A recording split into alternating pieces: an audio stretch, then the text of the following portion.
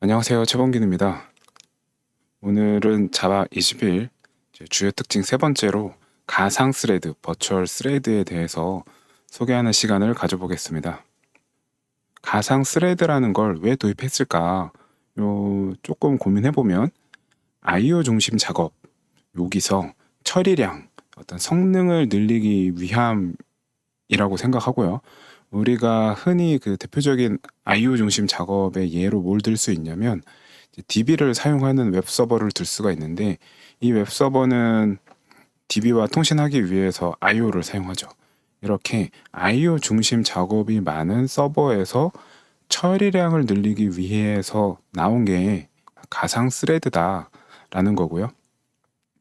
이 트래픽이 많거나 그리고 IO가 많이 발생하고 그리고 추가로 요청마다 스레드를 만드는 방식.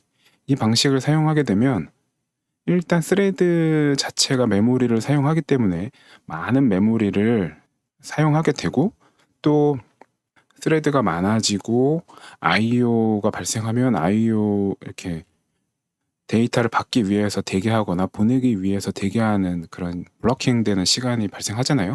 그래서 CPU가 좀 낭비도 돼요.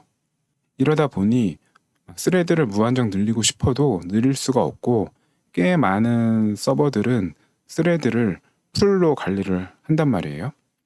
그러면 자연스럽게 성능이 어느 정도 일정 수준까지밖에 못 올라가고요.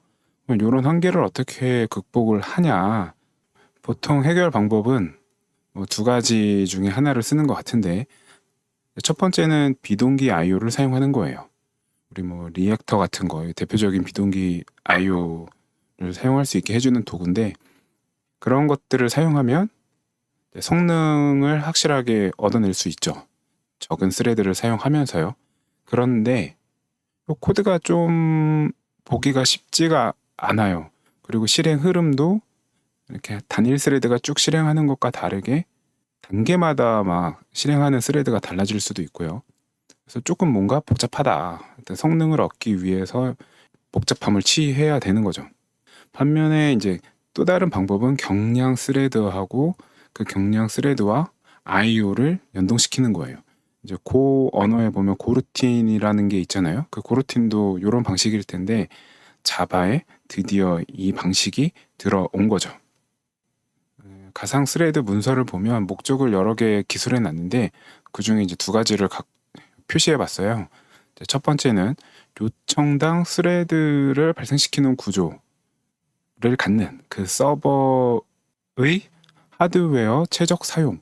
그러니까 하드웨어를 최대한 사용할 수 있게, 즉 성능을 최대한 낼 수 있게 하는 게 목적이라는 거고, 또 하나는 최소 변경으로 기존 코드에 가상 스레드 적용하기예요. 그러니까 코드를 변경할 필요가 최대한 없게 만들어 주겠다.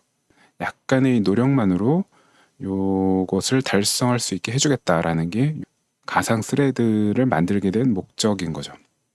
그리고 이 가상 스레드가 자바 21에 정식으로 포함되는 거고요. 이 가상 스레드를 만드는 것은 굉장히 쉬워요. 이 왼쪽에 있는 코드처럼 스레드 오브 버추얼 네임 그다음에 스타트 그리고 요 안에 런업을 주면 이제 그 코드를 가상 스레드가 실행하게 되고요. 또 오른쪽과 같이 익스큐터스에 보면 그 가상 스레드를 이용하는 태스크 엑스큐터를 생성하는 기능이 있어요. 그래서 그걸 사용해서 익스큐터를 만들고 그 익스큐터에 서브밋 하면 돼요. 그러면 또 그 서브밋한 코드 덩어리가 가상 스레드에 의해서 실행이 되죠. 간단하죠. 가상 스레드 자체를 사용하는 건 이렇게 간단합니다. 이 가상 스레드는 어떤 식으로 스케줄링 되냐? 우리가 흔히 스레드라고 불렀던 거, 그동안 스레드라고 불렀던 것을 이제 플랫폼 스레드라고 부르고요. 그 플랫폼 스레드와 OS 스레드는 1대1로 연결이 돼요.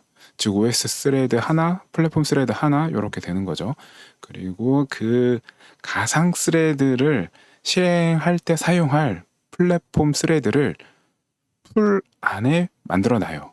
이 풀에 생성되는 플랫폼 스레드는 CPU 코어 개수에서 최대 256개까지 상황에 맞게 변동이 된다고 하고요. 이 가상 스레드는 아까 앞에 본 코드를 이용해서 이렇게 빵빵빵빵 만들어낼 수 있단 말이에요. 그러면 그 가상 스레드가 플랫폼 스레드하고 1대1로 연결되진 않고 M 대 N으로 연결이 돼요. 즉 이게 어떤 뜻이냐면 하나의 플랫폼 스레드가 여러 개의 가상 스레드를 실행할 수가 있고요. 1번 가상 스레드 실행했다가 1번 가상 스레드가 IO 같은 게 발생하면서 멈추면 2번을 실행하고 뭐 이런 식으로 하나의 플랫폼 스레드가 여러 가상 스레드를 실행할 수 있고, 또 반대로 하나의 가상 스레드를 여러 플랫폼 스레드가 나눠서 실행할 수도 있어요. 그래서 M 대 N 관계를 갖게 돼요.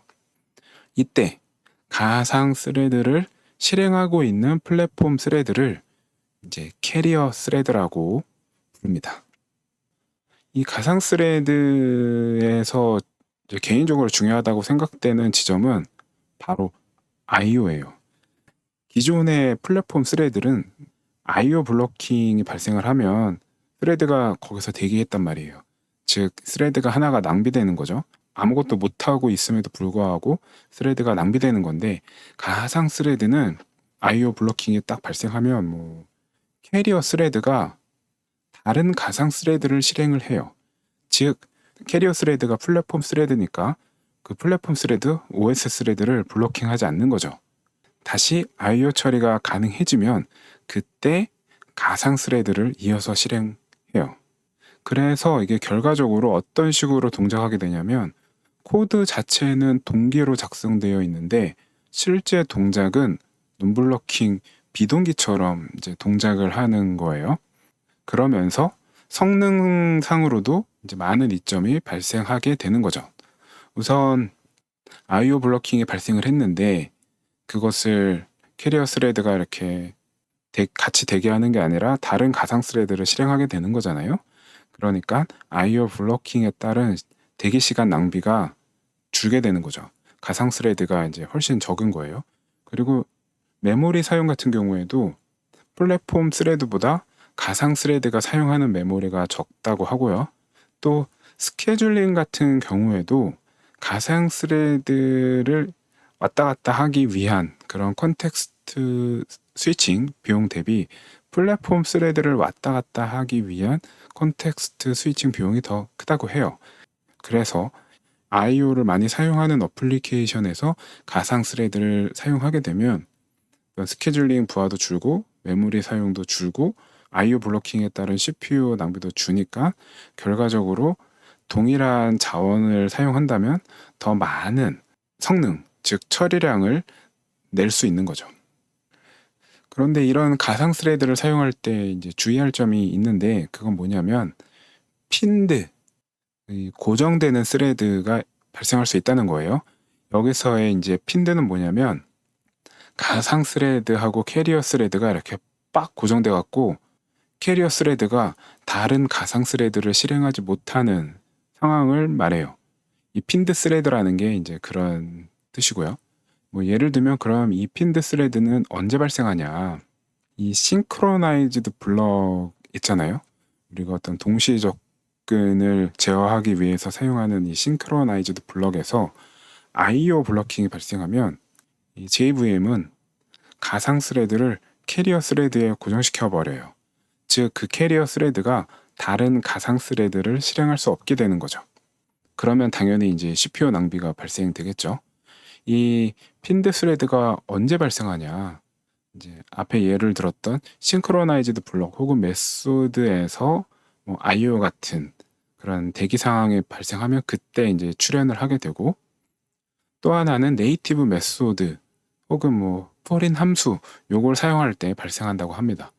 그래서 이 싱크로나이즈드 블럭을 없애고 락을 사용해서 요거를 이제 피하라고 하고요. 가능하면 싱크로나이즈드 블럭을 최소화해야 한다. 그래야 이 가상 스레드가 주는 성능상 이점을 이제 누릴 수 있다는 거죠. 이 실제로 핀드 스레드가 발생하는지 궁금해갖고 MySQL 이제 드라이버 JDBC 드라이버로 실행을 해봤더니 이렇게 여기서 핀드 스레드 발생돼, 또 여기서 핀드 스레드 발생돼, 이런 식으로 찍히더라고요. 그러니까 아직까지는 요 MySQL JDBC 드라이버를 가상 스레드에서 실행하면 성능상 이점을 얻을 그 가능성 혹은 효과가 이제 별로 없다고 볼 수 있겠죠.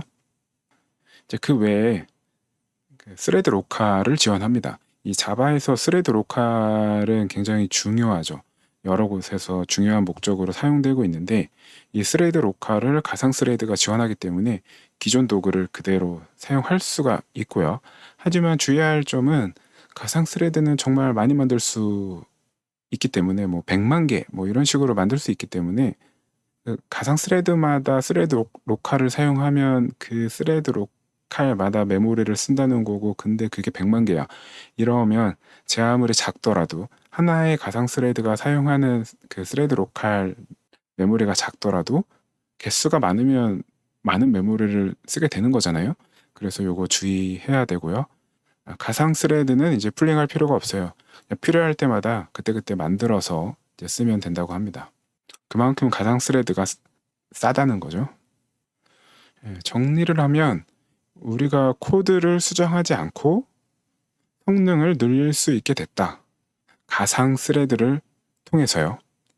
단, 싱크로나이즈드 블록에서 IO를 하면 안 된다는 거고요. 이제 요거는 자바 21 기준이에요. 자바 22나 그 이후에는 요 싱크로나이즈드 블록에서 IO를 해도 핀드 스레드가 되지 않는 그런 걸 좀 기대를 해보고요. 그래서 우리가 사용하는 라이브러리가 핀드 스레드가 발생하는지 안 하는지 확인이 꼭 필요하다라는 겁니다. 또 CPU를 주로 사용하는 작업에는 가상 스레드는 효과가 없어요. 주로 I/O 중심, 그 네트워크 I/O 중심의 작업일 때 이게 효과가 있고, CPU를 막 연산이 많은 그런 작업에서는 가상 스레드를 막 이렇게 옆으로 엄청 늘려놓으면 CPU를 나눠 먹게 하는 거니까 오히려 성능만 떨어지겠죠. 성능을 날로 먹을 수 있는 날이 오기를 좀 기대해 보고요. JDBC 드라이버가 빨리빨리 요 핀드 스레드가 발생하지 않게 코드를 수정했으면 합니다. 뭐 몇몇 개 드라이버는 이미 다 바꿔놨다고 하는데 제가 많이 사용하는 MySQL, 마리아DB 얘들은 아직 아니니까 그게 좀 아쉽네요. 빨리 됐으면 좋겠습니다. 오늘 영상 여기서 마칠게요.